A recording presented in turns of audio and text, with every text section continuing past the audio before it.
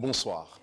N'Djamena, capitale du G5 Sahel, le temps de la 7e session ordinaire de la conférence des chefs d'État des pays membres de ce cadre institutionnel de coordination et de suivi de la coopération régionale en matière de sécurité et de développement.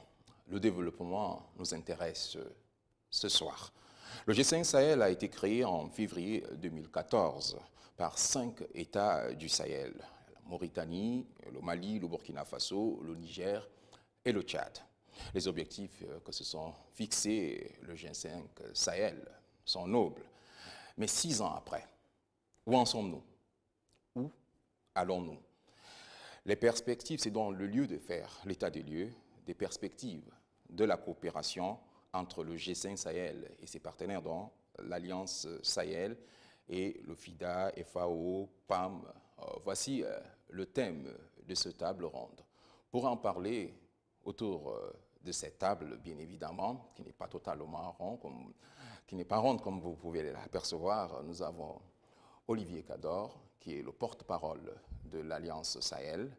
Nous avons aussi Valentine Achancho, qui est le directeur pays FIDA. Il couvre la zone République démocratique du Congo, la République du Congo et bien évidemment le Tchad. Bonsoir à vous. Bonsoir. Pour commencer, ce qui fait l'originalité du G5 Sahel, c'est bien évidemment son approche qui n'est pas uniquement militaire. La lutte contre la pauvreté constitue un élément clé dans sa stratégie. Et pour cela, l'apport des partenaires au développement est très important, j'allais dire fondamental, ce qui nous permet de parler déjà de l'Alliance Sahel. Quel est son fonctionnement? C'est quoi l'Alliance Sahel? Très bonne question et merci Elvis de nous poser cette question.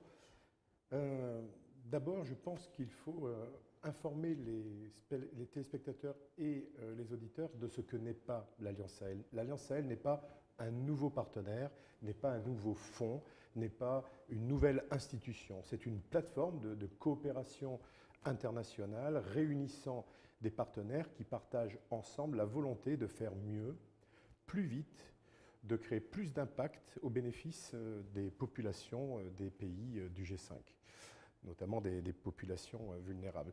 Cette alliance a été créée, lancée en 2017, en juillet 2017. Elle regroupe actuellement de très nombreux membres, 14 membres de plein exercice et 11 membres observateurs qui ont vocation à intégrer le groupe des membres de plein exercice. Je veux en citer quelques-uns. Bien évidemment, la France, l'Allemagne, l'Union européenne, la Banque mondiale, la Banque africaine de développement, le PNUD, l'Italie, l'Espagne, les Pays-Bas, le Luxembourg, le Danemark, le Royaume-Uni, la Banque européenne d'investissement et plus récemment la Norvège. Les observateurs sont au nombre de 11, je l'ai dit, et non des moindres, les États-Unis, le Canada, le Japon, la Belgique, la Suisse, la Finlande, l'Irlande, la Société financière internationale, filiale du groupe de la Banque mondiale, la Fondation Bill et Melinda Gates, le Tony Blair Institute, et enfin l'Organisation internationale de la francophonie. Donc, vous le comprenez, l'Alliance regroupe à ce jour de très nombreux partenaires, pour ne pas dire l'essentiel des partenaires qui œuvrent au développement des pays du Sahel.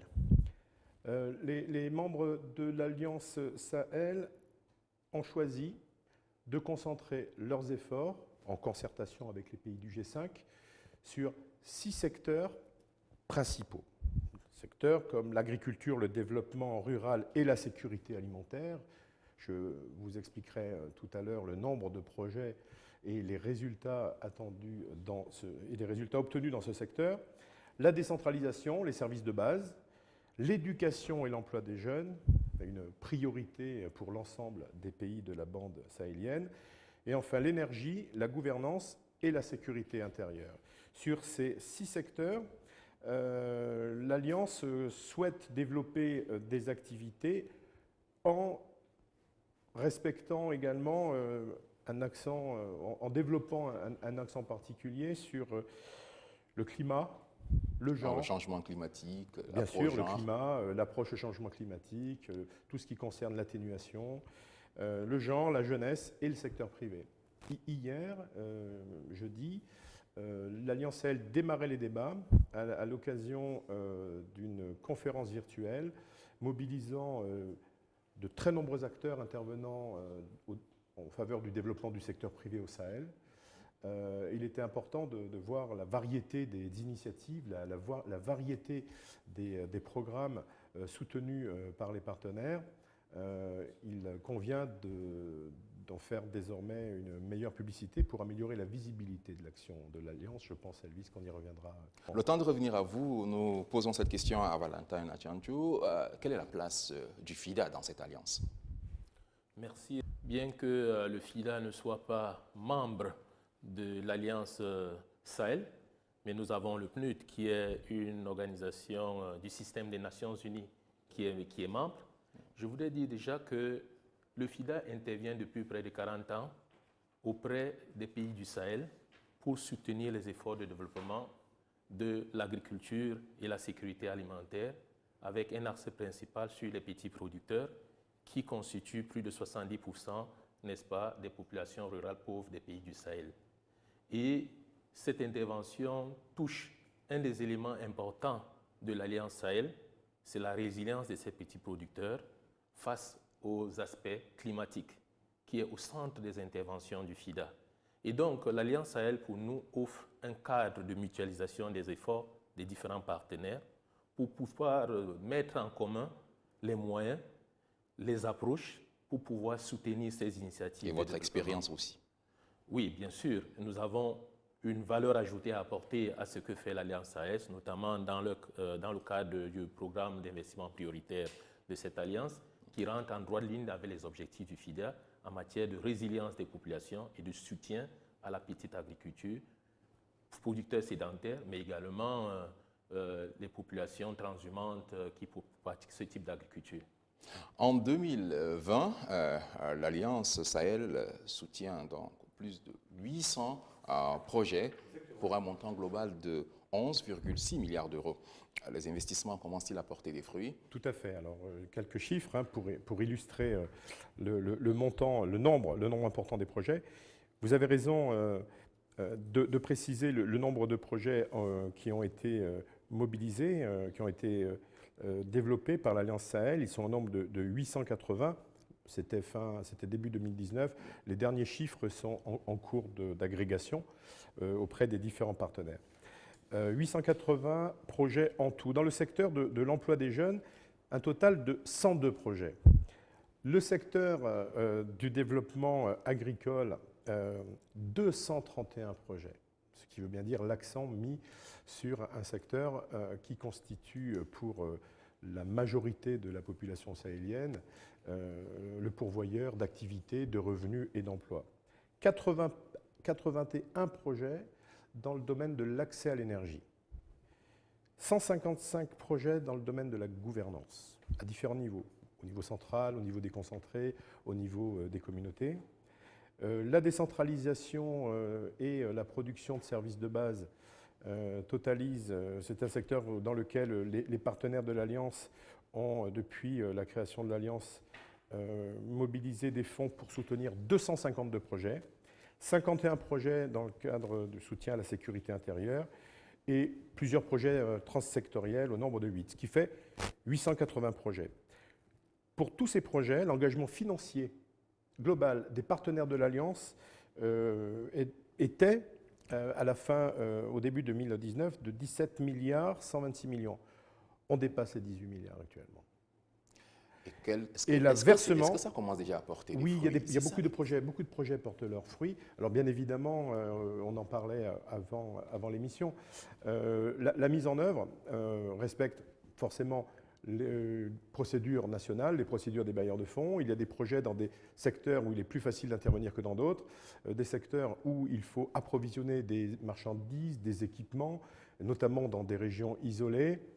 L'année dernière, et nous n'en sommes pas encore sortis, nous avons vécu une crise assez dramatique hein, au plan de la mise en œuvre des projets, avec le Covid-19 qui a limité les déplacements, qui a limité les missions d'expertise et qui a handicapé la circulation des productions, y compris des productions qui sont utilisées dans le cadre de la mise en œuvre. On prenait tout à l'heure l'exemple de la mise en œuvre des projets d'hydraulique, où pour approvisionner des équipements, pour approvisionner des équipements solaires, des pompes, certains retards ont été pris dans de très nombreux projets. Cependant, des projets démarrent. Il n'y a qu'à voir, par exemple, au Tchad, des projets dans le domaine de la résilience des populations, dans la région du lac, des projets d'hydraulique pastorale qui sont conduits ici par plusieurs partenaires. Les projets sont énormes, plus de 800. L'investissement est colossal. Est-ce que ces projets commencent déjà à porter des fruits? Tout à fait. L'investissement, j'allais dire. De nombreux projets sont même clôturés. Je disais tout à l'heure que dans le secteur de l'éducation, on avait 102 projets. On a déjà 5 projets qui sont clôturés. De très nombreux projets sont également clôturés dans le secteur de l'énergie. Au Mali, au Burkina, des investissements ont été réalisés et sont imputables à l'action des partenaires de l'Alliance Sahel, la Banque mondiale, l'Union européenne, l'Agence française de développement et les autres.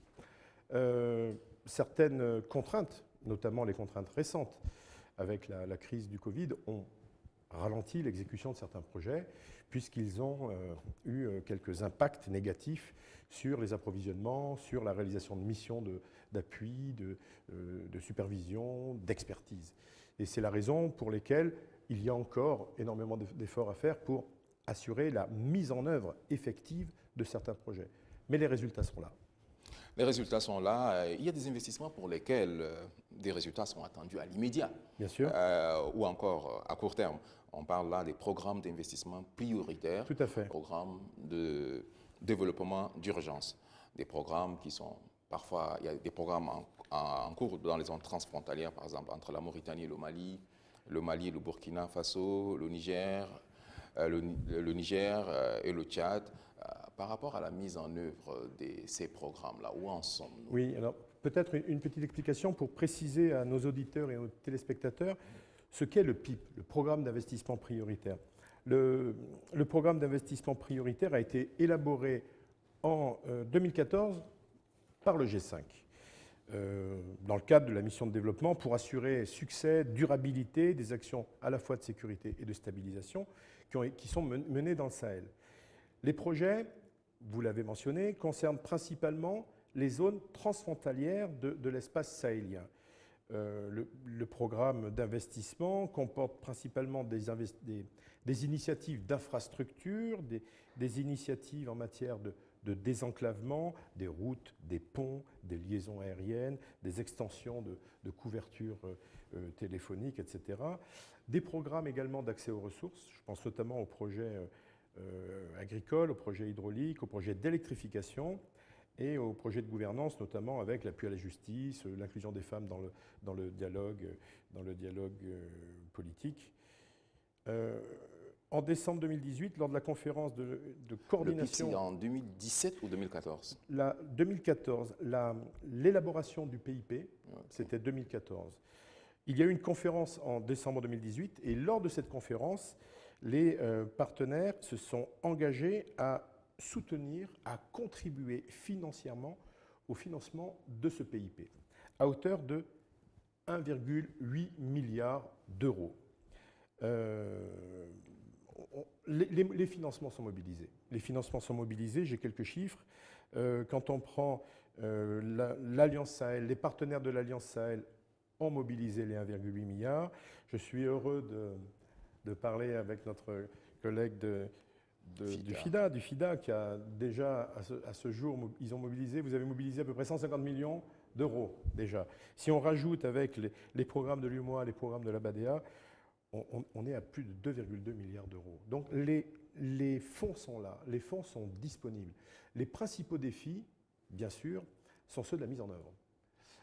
Les principaux défis sont ceux de la mise en œuvre. Ils interrogent, ils interpellent à la fois les gouvernements, les maîtrises d'ouvrage publics des projets, les partenaires.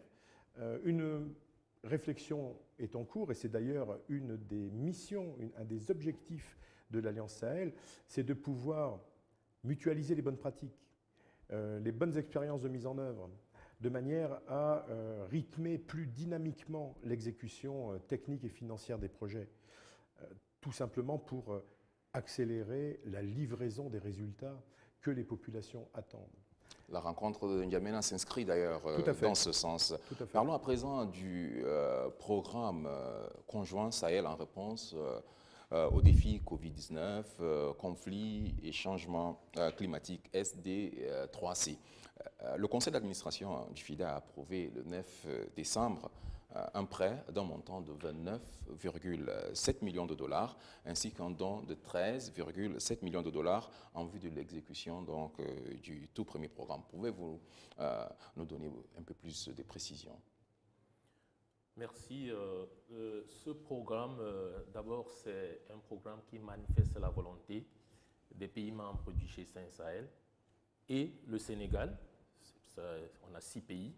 Donc, on a le Burkina, le Mali, la Mauritanie, le Niger et le Tchad et le Sénégal, qui est le 6e pays du Sahel, à pouvoir, n'est-ce pas, travailler ensemble dans une approche régionale, mais également de pouvoir cibler les problèmes communs qui sont les problèmes récurrents dans toutes les zones transfrontalières et qui sont liés aux migrations des populations et également à tous les effets du changement climatique qui touchent ces différents pays.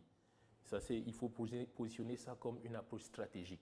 Mais il faut également dire que ce programme s'inscrit dans l'axe résilience, n'est-ce pas, du programme d'investissement prioritaire et apporte donc des moyens pour opérationnaliser cet axe. Stratégiquement également, il s'agit d'une volonté pour nous de pouvoir complémenter les efforts des pays du G5 Sahel sur les aspects sécuritaires, les aspects humanitaires, par rapport aux investissements en développement qui sont importants. Parce que lorsque l'expérience montre qu'une fois que vous avez fait des investissements en termes humanitaires, et ainsi de suite, après 2-3 ans, ce que les populations ont besoin, c'est de retrouver leur dignité. Et retrouver leur dignité, c'est de pouvoir eux-mêmes développer des ressources et des revenus pour se prendre en charge. Et donc, nous devons appuyer dans ces développements.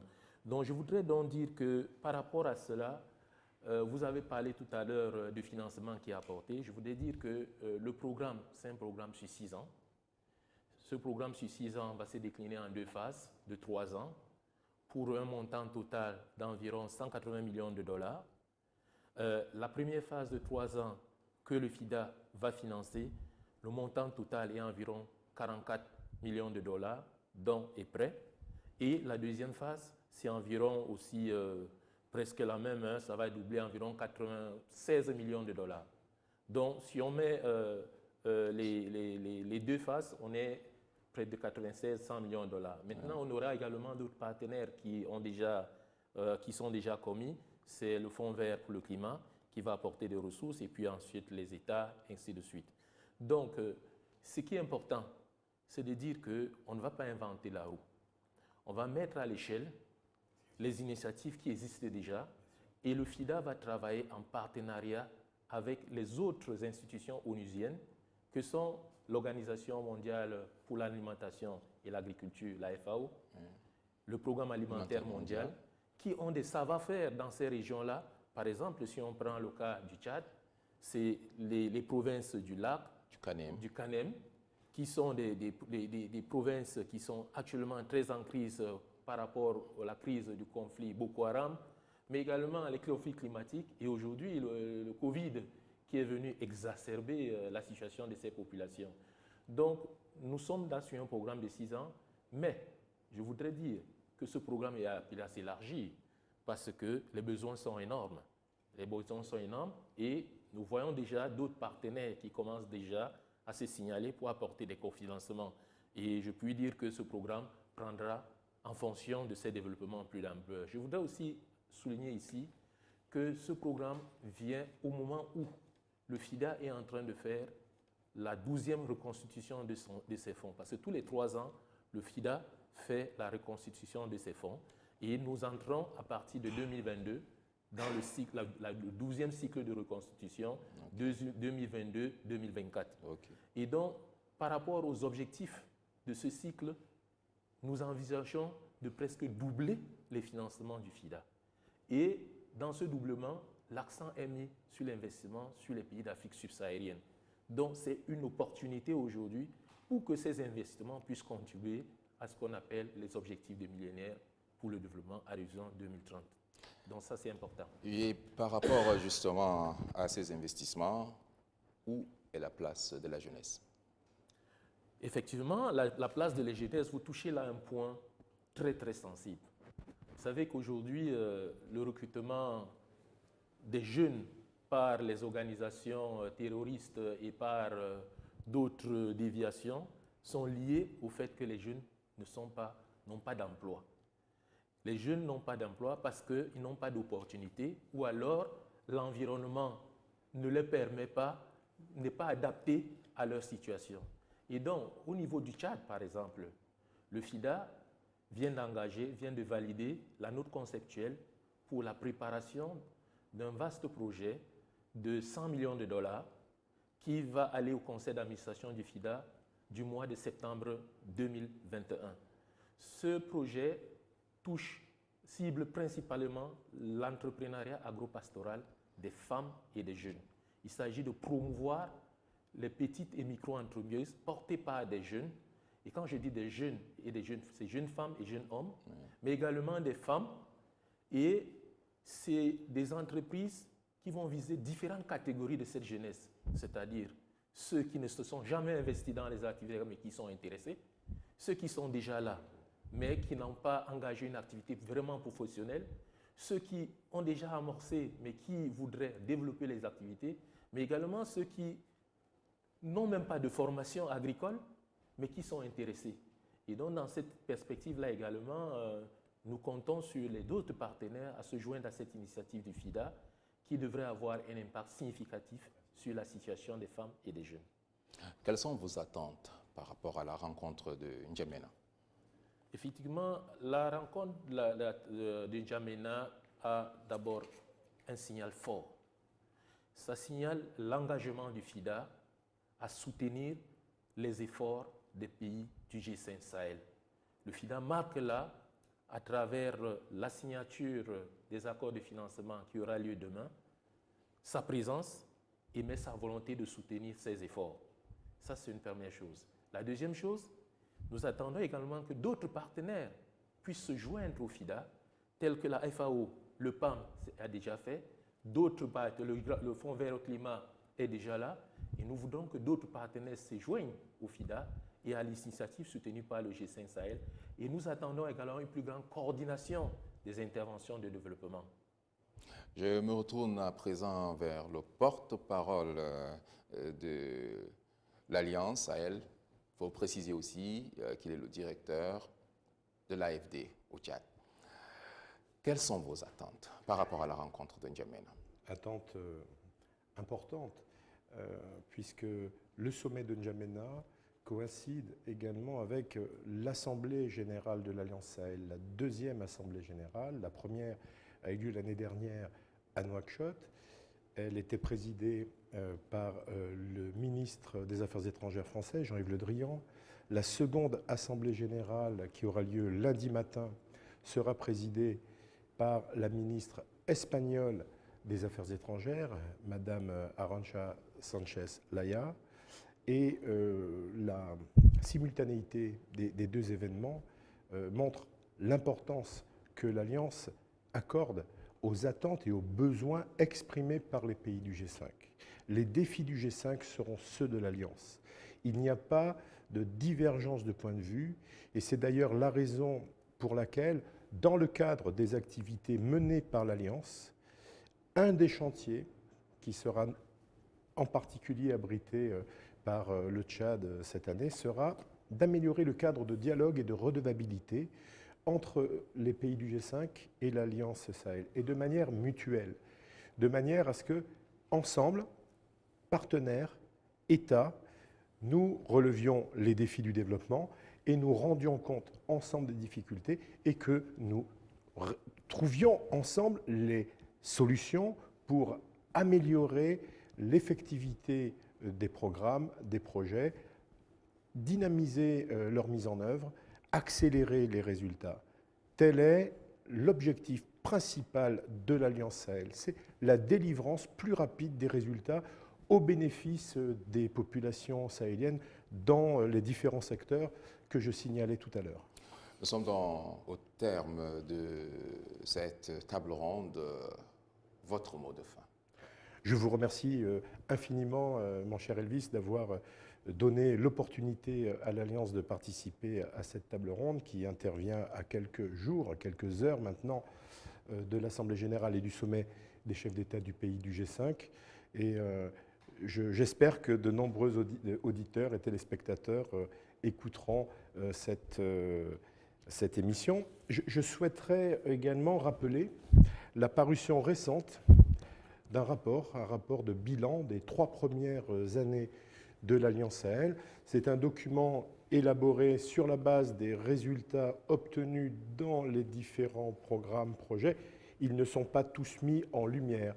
Mais ce rapport qui est disponible en ligne sur le site de l'Alliance Sahel, www.alliance-sahel.org, peut être téléchargé gratuitement. Il est riche d'enseignements, il montre les avancées, il montre également les défis.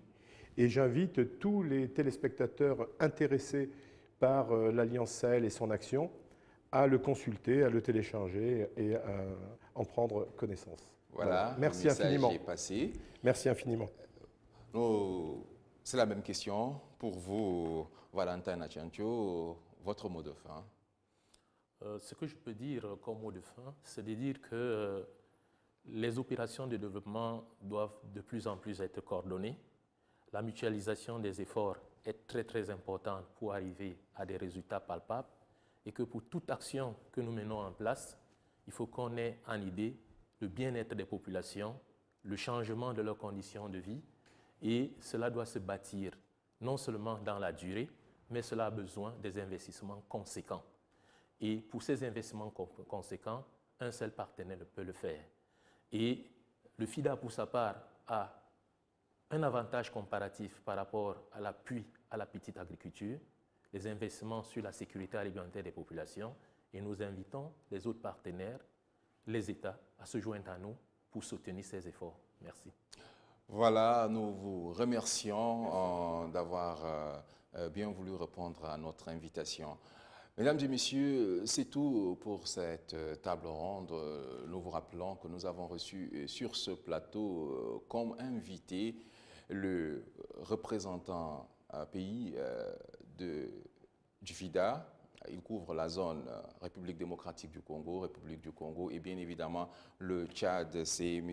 Valentin Achancho. Et nous avons aussi Olivier Kador, qui est le porte-parole de l'Alliance Sahel, par ailleurs directeur de l'Alliance française de développement au Tchad.